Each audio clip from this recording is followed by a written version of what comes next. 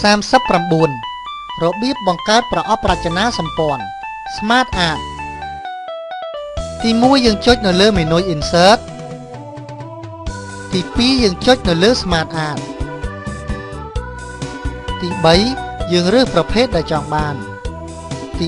4ចុចលើរចនាសម្ព័ន្ធណាមួយដែលយើងត្រូវការទី5យើងចុច OK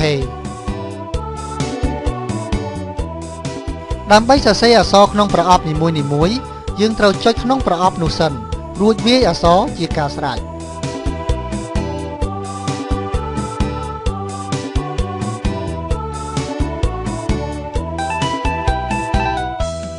ដើម្បីបន្ថែមប្រអប់ដំបូងគឺយើងត្រូវ select លើប្រអប់នោះសិនរួចចុចម៉ៅខាងស្ដាំលើប្រអប់នោះយកពាក្យ Add Shape រួចជ្រើសរើសដាក់ប្រអប់នោះនៅខាងមុខឬខាងក្រោយខាងលើឬក៏ខាងក្រោមឬជាប្រអប់រណបរបស់ប្រអប់ចាស់